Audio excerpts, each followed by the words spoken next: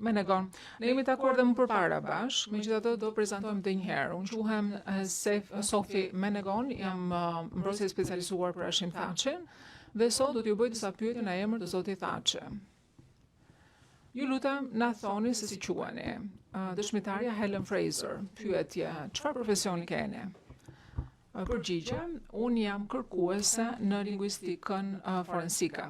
Pyetje, a mund na thoni se ku punoni aktualisht? Përgjigje, unë punoj në Universitetin e Melbourne-it në Australi. Pyetje, sa kohë keni që punoni si eksperte në fushën e transkripteve forensike? Përgjigje, për rreth 25 vite, pak a shumë. Pyetje në rregull. Zonja sekretare, do ju kërkoja që të paraqisni në ekran dokumentin DHT 12286 01239.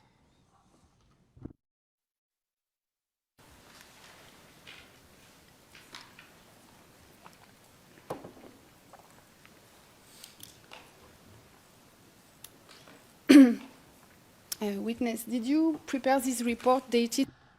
A e keni shkruar ju këtë raport dëshmitar që mban datën 27 mars 2026? Përgjigje, po.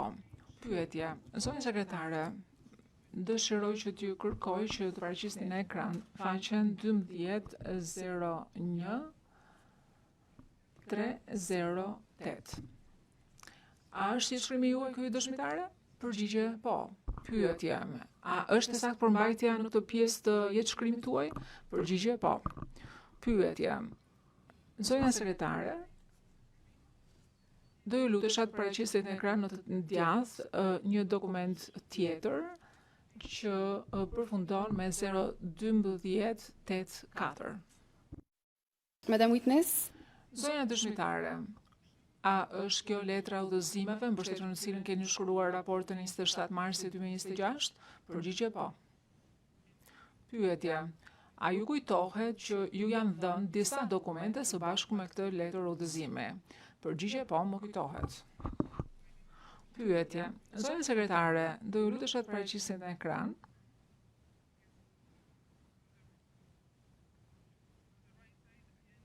në të djathtë të ekranit përsëri dokumentin 61 DHT 1208 viz 01208.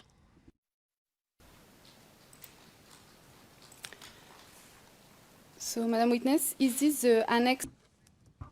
Zonja dëshmitare, a është kjo lista e dokumenteve që kemi bashkëlidhur, ja kemi dërguar dhe që ju keni marrë si bazë për shkrimin e raportit tuaj? Përgjigje, po. Pyetje, zonja sekretare, paraqisni në ekran, ju lutem tani, faqen 120883 në të majtë të ekranit.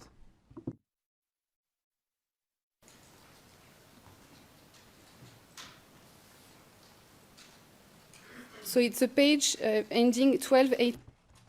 Pra, është faqja që përfundon me 1288 në fund. Kjo është faqja e raportit. I think it's page 3. Mendoj se është faqja 3. Ju lutem, kaloni pak më poshtë, vazhdojmë me faqen tjetër.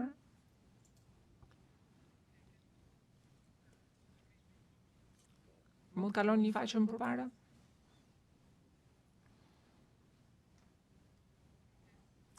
Dëshmitare, në raport thuhet që ka 3 materiale dhe thotë që ky raport lidhet me dokumentet të mëposhtme, të cilat më ia dhënë mua përmes postës elektronike nga mbrojtja e Thaçit në periudhën nga 31 janari 2025 deri në 18 mars 2026.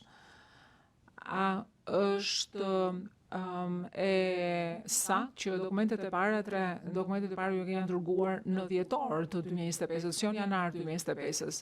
Përgjigje, po, është një gabim shkrimi. Pyetje, këto dokumente që janë në ekran, a mendoni që janë çështje që ne kemi dërguar që duhet që të mbështeteshin në raportin tuaj? Përgjigje, po. Pyetje, a keni për të bërë ndonjë sqarim lidhur me këto dokumente? Përgjigje, jo.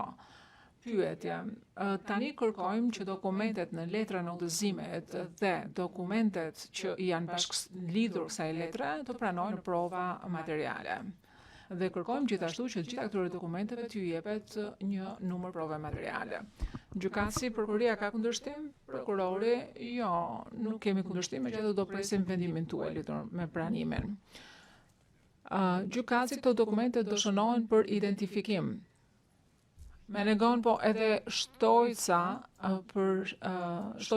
e dokumentit udhëzues të shënohet për identifikim po ashtu. Gjykatësi në rregull, të 3 dokumentet do shënohen për identifikim, do marrin një numër prove provizore.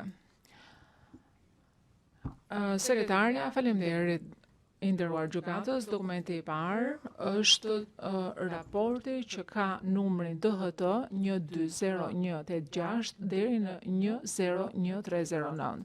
Ky dokument do të marrë numrin provizor të provës 1D00136. Dokumenti i dytë ishte letra udhëzimeve apo jo? Me negon po, letra udhëzimeve, që është DHT 1201 281 deri në 1284. Sekretarja dokumentit do të marrë numrin e provës 1D00137. Po dokumenti tjetër cili ishte? Me negon, dokumenti tjetër është letra e udhëzimeve që mban numrin DHT 12 012 ETHPS 0-01285. Sekretare, faleminderit, dhe ky dokument do të marrë numrin e provës 1D00138. Gjykatësi do them për proces verbal që natyra e kushtëzuar e pranimit të këtyre dokumenteve i nënshtrohet vendimit të mocionit të mbrojtjes së thashit për pranim të provave të DHT 03 të 23 prillit 2026, që është parashtrimi F00876. Me negon, faleminderit nderuar gjykatës. Now, Professor Fraser, at page 3 of your report, Në faqen 3 të raportit, ju thoni që keni interes kërkimor, pra keni shfaqur interes kërkimor në fushën e transkripteve forensike dhe se keni botuar artikuj, keni folur si lektor në konferenca të shumta dhe që keni bërë shumë raport ekspertësh. A mund të na thuar diçka më tepër lidhur me këtë temë? Përgjigje, po, unë kam filluar të kem interes lidhur me këtë temë, atëherë kur kam filluar të jap mësim selektore në fonetikë dhe lingvistik dhe kur mu kërkua që të jepja provë eksperti sa i takon transkriptit të versioneve në audio që ishin të pashqueshme, në veçanti regjistrime të fshehura dhe për të dhënë dëshmi në procese penale. Unë jam përfshirë në shumë çështje ku kam qenë shqetësuar që provat mund të ishin përdorur në mënyrë të tillë që mbase mund të ishin çorientuese për procesin. Dhe për këtë arsye më është zgjeruar kureshtia dhe interesi im për këtë temë me kalimin e viteve. Me negon, a mund të na thoni se për çfarë lloj çështjesh gjyqësore keni dhënë akte ekspertiza si eksperte? Përgjigje, po.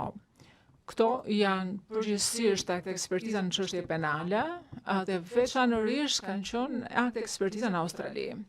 Me negon. Dhe sa shpesh keni dhënë ju dëshmi si eksperte?